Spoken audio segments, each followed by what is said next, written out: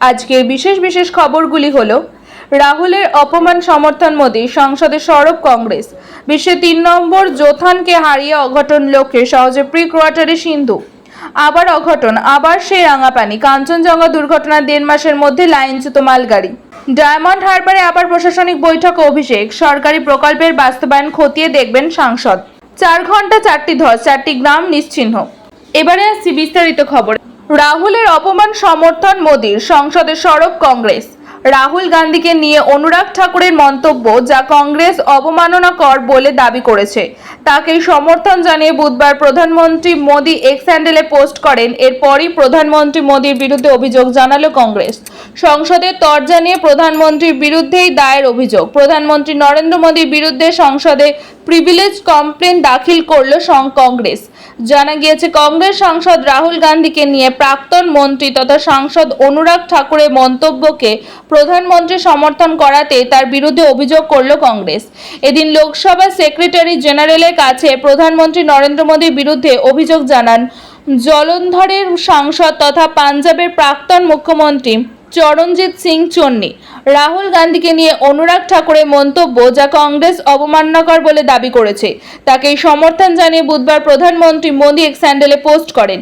এরপরই প্রধানমন্ত্রী মোদীর বিরুদ্ধে অভিযোগ জানালো কংগ্রেস। বিশ্বের 3 নম্বর জোথানকে হারিয়ে অঘটন লক্ষ্যের সহজে প্রি কোয়ার্টারে সিন্ধু।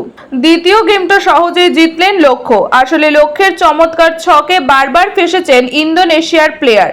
21 থেকে 12তে জিতলেন লক্ষ্য, গ্রুপ শীর্ষে থেকে শেষ করলেন। সিঙ্গলসে 2 তারকার চমৎকার পারফরম্যান্স কিন্তু ভারতকে ব্যাডমিন্টন থেকেও পদকের স্বপ্ন দেখাতে শুরু করেছে। যদিও লড়াই অনেক বাকি, সিন্ধু আর লক্ষ্য ভালোই জানেন হ্যাট্রিকের স্বপ্ন কি পূরণ হবে। গত বছরটা চোট আঘাতে কেটে গিয়েছে। একটাই মাত্র টুর্নামেন্টের ফাইনালে উঠতে পেরেছিলেন তিনি। মনে হয়েছিল অলিম্পিকেও খোঁড়াতে হবে তাকে। আপাতত সে সম্ভাবনা নেই। উল্টে বলতে হচ্ছে, ভারতের মেয়ের পদকের গন্ধ পেতে শুরু করে দিয়েছেন। গ্রুপের দ্বিতীয় ম্যাচ জিতে স্ট্রেট গেমে প্রি কোয়ার্টারে উঠে পড়লেন পিভি সিন্ধু। একাকী সিন্ধু লক্ষ্যভেদের পথে এগিয়ে চলেছেন লক্ষ্য সেনও। জোথান ক্রিটিস্টকে হারিয়ে প্রি কোয়ার্টারে উঠে পড়লেন লক্ষ্য। ফর্ম, ফিটনেস, বিক্ষোভকে পড়তে পারা, পরিস্থিতি অনুযায়ী স্ট্র্যাটেজি বদল, নিজের ওপর ভরসা রাখা, অনেক কিছু নির্ভর করে পদকের কাছাকাছি পৌঁছানোর জন্য। পিভি সিন্ধু অভিজ্ঞ শাটলার। তিনি জানেন বড় টুর্নামেন্ট সারাটা দিতে হলে এসবের বাইরে দরকার পড়ে আরও একটা জিনিস, স্বপ্ন পূরণের তাগিদ।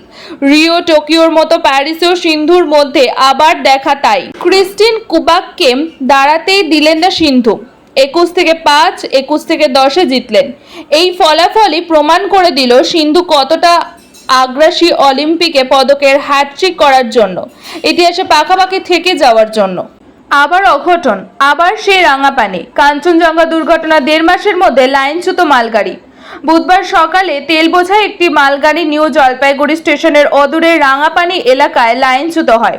2টি ওয়াগন রেললাইন থেকে নিচে নেমে যায়।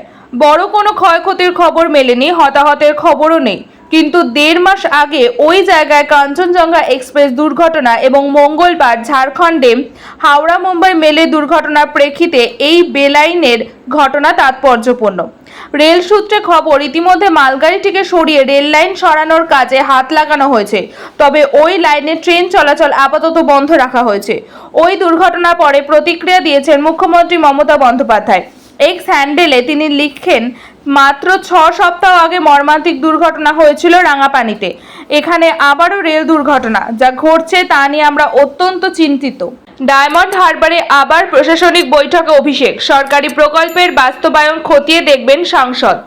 নিজের লোকসভা কেন্দ্র ডায়মন্ড হারবারে আবার প্রশাসনিক বৈঠক করতে চলেছেন তৃণমূল সাংসদ অভিষেক বন্দ্যোপাধ্যায়।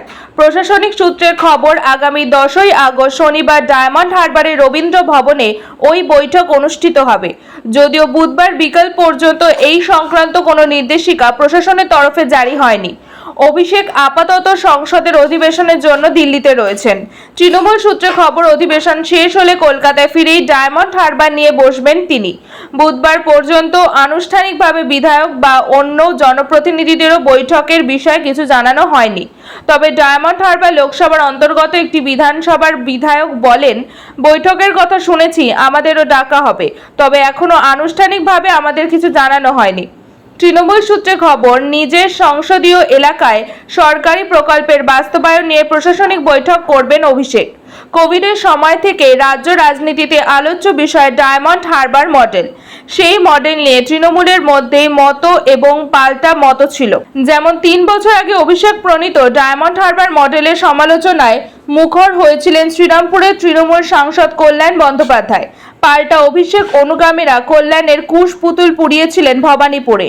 সেসব অবশ্য এখন অতীত। কল্যাণ এখন প্রকাশ্যেই স্বীকার করেন অভিষেক পরিণত রাজনীতি হয়ে উঠেছেন, আর অভিষেকও ডায়মন্ড হারবার মডেলকে সুযত করতে ধারাবাহিকতা দেখিয়েছেন। লোকসভা ভোটের 6 মাস আগে ডায়মন্ড হারবারের সাংসদ তহবিল এবং রাজ্য সরকারের বিভিন্ন প্রকল্প সহ কি কাজ হয়েছে তার রিপোর্ট কার্ড প্রকাশ করেছিলেন অভিষেক।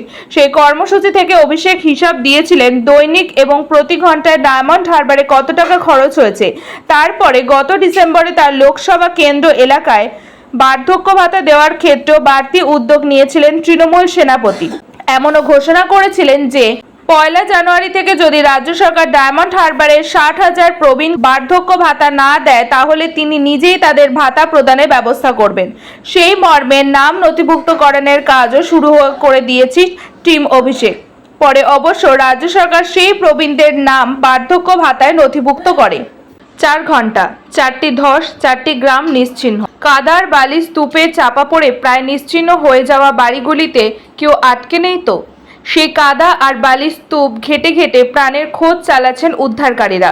সোমবারেও পাহাড়ের ঢালে ছিল সুদৃঢ় চূড়ালমালা, মুন্ডা কাকাই, অট্টামালা এবং নুল পুঝা গ্রাম।